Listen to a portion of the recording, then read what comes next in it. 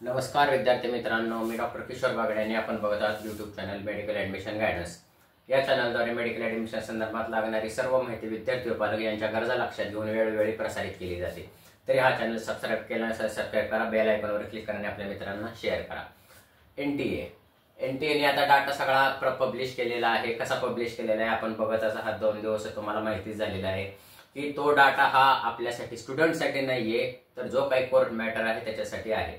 कारण त्याच्यामध्ये स्टुडंटचा roll number दिसत नाही आणि स्टुडंटचं कुठलीही आयडेंटिटी दिसत नाहीये। आणि सर्वोच्च न्यायालयाने एनटीएला पूर्णपणे आदेशच दिला होता की विद्यार्थ्याची आयडेंटिटी हॅम्पर न होता सगळा डाटा ओपन करा। तर सगळा डाटा ओपन केलेला आहे आणि हा डाटाचा स्टुडंटसाठी काहीही उपयोग नाहीये। हा डाटाचा उपयोग फक्त आणि फक्त कोर्ट मॅटरसाठी आहे किंवा जे काही पिटिशनर आहेत त्यांना स्टडी करण्यासाठी आणि सगळ्या भारताला कळावं की निश्चित काय आहे म्हणून त्याच्यासाठी। तरी बऱ्याच जणांचे फोन आले, बऱ्याच पालकांचे फोन आले, बऱ्याच विद्यार्थ्यांचे फोन आले की ह्या डाटाचे काही प्रिंट वगैरे काढून ठेवायची गरज आहे का आमच्या सेंटरची, की जिथं आम्ही परीक्षा दिली। तर तसं काही करण्याची गरज नाही। तुम्ही हा डाटा बघितला नाही तरी चालेल। हा डाटा फक्त आणि फक्त अनालिसिस साठी आहे। तर ह्या डाटाचा आपल्या महाराष्ट्राला काय उपयोग होतो आणि क्लिअर कट काय उपयोग होतो ह्याचा आपण अभ्यास करणार आहोत। एनटीए डाटानुसार महाराष्ट्रामध्ये किती मुलं किती मार्काचे पुढे आहेत हा अभ्यास करता येतोय आपल्याला आणि त्याच्यानुसार आपल्याला एसएमएल वर अंदाज घेता येतो। आता आतापर्यंत तुम्हाला सगळ्यांना समजलंच असेल की ऍडमिशनचे महत्व हे मार्कावर नसून एसएमएल वर आहे। एसएमएल म्हणजे काय? State merit list number. खूप महत्वाचं आहे। तुमचं ऍडमिशन जे काय होणार आहे महाराष्ट्रामध्ये ते एसएमएल वर होणार आहे, म्हणजे स्टेट मेरिट लिस्ट। आणि हा जो काही एनटीएचा डाटा आहे, एनटीएचा डाटा आणि एसएमएल कसा मॅच होतोय ह्याचा अभ्यास आज आपण करणार आहोत। त्यानुसार आपल्याला महाराष्ट्राचा कट ऑफ कितीपर्यंत जाईल ह्याचा अंदाज येतोय। अलग लक्षात, आजचा विषय काय महत्वपूर्ण आहे? एनटीएचा डाटा आणि महाराष्ट्राचा जाणारा कट ऑफ। आता ह्याच्यामध्ये एनटीए डाटानुसार कसं आहे आपण बघूया। आधी आम्ही साधारणपणे 2 दिवसामध्ये बघितलं की एनटीए मध्ये जो काही डाटा आम्ही स्क्रुटनाइज केला महाराष्ट्राचा, तर 700च्या वर साधारणपणे 200च्या वरती मुलं आहेत। अलग लक्षात, 700च्या वर 200च्या वरती मुलं आहेत। ह्या मुलांचा काय उपयोग? ह्या मुलांचा जास्त अभ्यास करण्याची काही गरज नाही, कारण हे मुलं सगळे एम्सला जातात।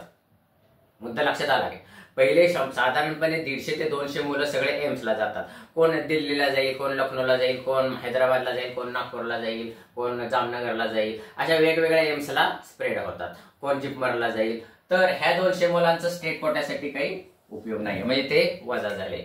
आता ह्याच्यामध्ये एसएमएलचा अभ्यास करू। पहिल्यांदा आपला अभ्यासाचा स्टडी आहे ओपन, ओबीसी आणि ईडब्ल्यूएस। ओपन, ओबीसी आणि ईडब्ल्यूएस, कारण ह्याचे मेरिट साधारणपणे पॅरलल चालतं। थोडंसं एक दोन मार्कामध्ये साधारणपणे ओबीसीचं आणि ओपनचं मेरिट 4-5 मार्कांनी कमी असतं, म्हणून आपण ओपन, ओबीसी आणि ईडब्ल्यूएस चा अभ्यास करतो। तर ओपन ओबीसी आणि ईडब्ल्यूएस ह्यांना प्रवेश मिळण्यासाठी किती एसएमएल लागतो? 3500 एसएमएल लागतो। अलग लक्षात, नीट लक्षात घ्या। 3500 एसएमएल जर तुमचा असेल तर तुम्हाला गव्हर्नमेंट एमबीबीएस मिळू शकतं। तर 3500 एसएमएल म्हणजे काय? 3500 स्टुडंट। अलग लक्षात, 3500 एसएमएल म्हणजे स्टेट मेरिट लिस्ट नंबर म्हणजे 3500 स्टुडंट। म्हणजे एनटीएच्या डाटामध्ये 3500 स्टुडंट कुठपर्यंत आहेत ह्याचा अभ्यास आम्ही केला। नीट परत आहे का? एसएमएल 3500 कशासाठी लागतो?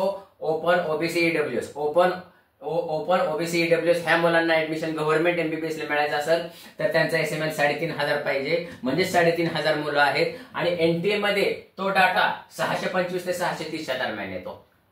नीट लक्षात घ्या, एनटीए डाटानुसार जर 625 मार्काच्या वरचे जर स्टुडंट मोजले तर ते 3500 येतात। ह्याचा अर्थ काय होतो? गव्हर्नमेंट एमबीबीएस महाराष्ट्रामध्ये साधारणपणे 625 पर्यंत क्लोज होऊ शकतं। म्हणजे आपण ज्या अगोदर म्हणत होतो 640 ला जाईल, 650 ला जाईल, तसं काय होणार नाही। आणि तुम्ही परत आठवा, आम्ही माझ्या पाठीमागच्या पण व्हिडिओमध्ये आम्ही सांगितलं होतं की महाराष्ट्राचा कट ऑफ जास्त खूप वाढणार नाही। तर मित्रांनो, ह्या डाटानुसार महाराष्ट्राचा एमबीबीएस गव्हर्नमेंटचा कट ऑफ ओबीसी, ईडब्ल्यूएस आणि ओपन साठी 625च्या दरम्यान राहायची शक्यता आहे। आणि जर समजा अजून जास्त कॉलेज आले तर अजून मेरिट कमी होण्याची शक्यता आहे। आता एससी साठी अभ्यास करू। एससी साठी एसएमएल लागतो 11000। आता तुमच्या लक्षात आलेलं आहे की एससी साठी एसएमएल लागतो गव्हर्नमेंट साठी 11000, म्हणजे 11000 स्टुडंट। म्हणजे नॅशनल म्हणजे एनटीएच्या डाटानुसार 11000 स्टुडंट कुठपर्यंत येतात? 550 ते 560। म्हणजे ह्याचा अर्थ एससी कॅटेगरीला जर गव्हर्नमेंट एमबीबीएस पाहिजे असेल तर त्यांचा सेट स्कोर आहे 550 ते 560. अलग लक्षात. आता सेमी गव्हर्नमेंटचा अभ्यास करूया. सेमी गव्हर्नमेंट ओपन ईडब्ल्यूएस आणि ओबीसी ह्यांच्यासाठी एसएमएल लागतो 8000. तुमच्या लक्षात झाले 8000 एसएमएल म्हणजे 8000 स्टुडंट.